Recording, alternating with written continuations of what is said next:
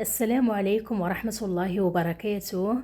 كنتمنى تكونوا في أحسن الأحوال يا رب. اليوم غادي نحضر معكم كيك يومي بحجم عائلي بمذاق القهوة بمكونات بسيطة، كيجي خفيف هشيش. إلا عجبكم فيديو ديال اليوم ما تنسوش تخليو لايك وتبارطاجيو مع أصدقائكم اللي تعم الفائدة. نحتاج بيضة واحدة، بيضة تكون كبيرة، إلا كان عندكم البيض صغير عملوا جوج. كأس إلا ربع من السكر، معيار الكأس 150 غرام.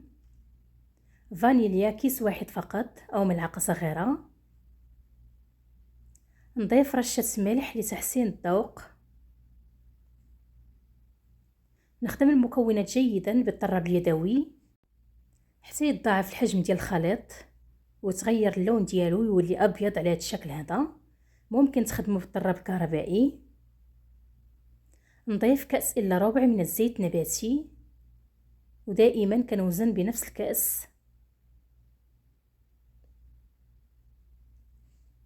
نمزج الكل جيدا. هذا الكيك سهل سريع التحضير، ممكن تحضروه في آخر لحظة. نضيف كأس من القهوة، قهوة عادية اللي صيبتها. ممكن تعملوا ملعقة قهوة سريعة الذوبان، تضيفوها على كأس من الماء. هذا الكيك كيجي بمذاق القهوة.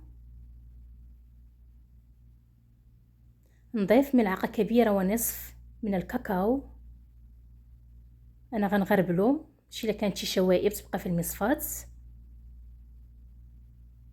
الكاكاو من الأفضل يكون نوعية جيدة باش المذاق ديال الكيك يجي زوين.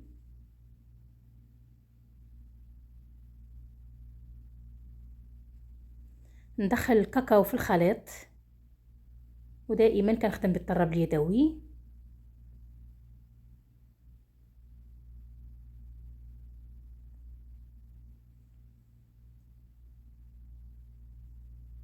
نضيف الدقيق اللي غربلته من قبل. نضيف الكأس الأول من الدقيق. الكأس الثاني مع مرش مزيان كيف كتشوفوا. بحال حيدت هذيك ملعقة ونصف اللي عملت من الكاكاو. خميرة الحلويات 16 غرام، جوج أكياس.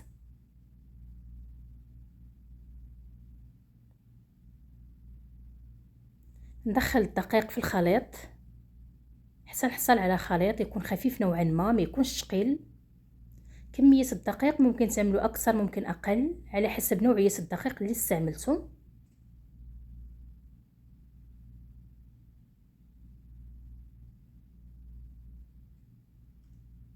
هذا هو القوام ديال الخليط اللي حصلت عليه، خليط خفيف نوعا ما.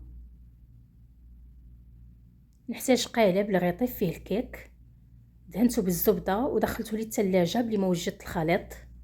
مقاس القالب 27 سنتي. كنهز يدي الفوق وكنصب الخليط في القالب.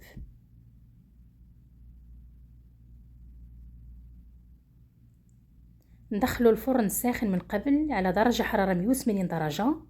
الفرن انا شعلت عليه غير من التحت، ما غاديش نحتاج نشعل عليه من الفوق. مدة الطهي 30 دقيقة. ندخل القالب للفرن ونعاود نرجع معكم من بعد ما يطيب الكيك. هذا هو الشكل ديال الكيك من بعد ما طاب. كيجي طيب مزيان ناجح 100%. قبل ما نسقيه كنسكو بهذا الكيردون. كيك مازال سخون. الكيك غادي نسقيه بهذا الحليب المبخر اللي كيعطيه واحد الاضافه زوينه بزاف. غادي نعمل علبه كامله، العلبه تقريبا فيها كاس. نسقي الكيك مزيان.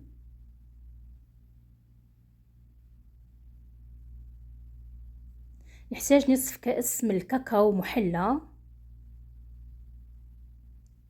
ملعقتين كبيرتين من السكر. السكر كيبقى حسب الرغبه، ممكن نضيفو اكثر ممكن اقل. ملعقه كبيره من النشا او مازينه، ملعقه عامره مزيان. كاس ونصف من الحليب السائل، نفس الكاس اللي وزنت به المكونات كلها. نحرك المكونات على البارد. هذه المرحله مهمه جدا قبل ما نوضع الاناء على النار.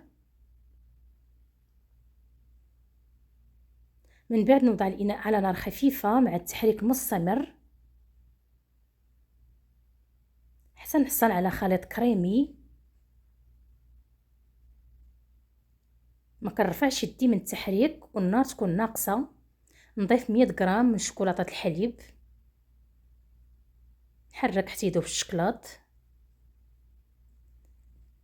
كانت عندي الإضاءة ناقصة في هذا المقطع اللي كنصايب فيه الكريمة. نضيف ملعقة صغيرة من الزبدة، نحرك حتى تذوب الزبدة. ما نخليش الخليط حتى يتقال بزاف، نطفي عليه النار. الكريمه كنصفيها عاد كنوضعها على الكيك باش نحصل على ملمس ناعم. نغطي الوجه كامل بهاد الكريمه. الكريمه انا عملت فيها شوكولاته الحليب، ممكن تعملوا الشوكولاط اسود الا بغيتوا اللون يجيكم غامق. نوزع الكريمه على الوجه كامل.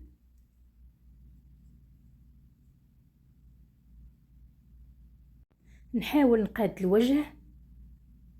القالب غنديه ونجيبو حتى يتقاد ليا الوجه على هذا الشكل هذا. التزيين كيبقى اختياري، انا زينت بالفويتين، ممكن تزينوا باللي بغيتو او اللي متوفر عندكم. ممكن تزينوا بشرائح اللوز او اللوز كونكاسي او كاوكاو كونكاسي اللي متوفر عندكم. هذا هو الشكل النهائي. كتزينوها وتدخلوها للثلاجه وتقدموها وهي بارده. انا ما دخلتهاش للثلاجه، كانت مزروبه، غير زينتها مباشره قطعتها. نهز لكم قطعه باش تشوفوا الشكل ديال الكيك كيف عامل. هذا هو الشكل ديالها كيف كتشوفوا. الكيك كيجي خفيف هشيش، يذوب ذوبان في الفم، كيجي معلك لانه مسقي مزيان. حتى هذاك الحليب المبخر اللي سقيت به الكيك كيعطي واحد الاضافه زوينه، كيزيدوا لذه على لذه. من اسهل والذ الكيكات اللي عملت، مذاق لا يقاوم. كيك سهل سريع التحضير، كيك بسيط وفي نفس الوقت كيجي زوين بزاف. الى عجبكم فيديو ديال اليوم ما تنساوش تخليو لايك وتبارطاجيوه مع اصدقائكم لتعم الفائده. والى اللقاء في فيديو اخر باذن الله.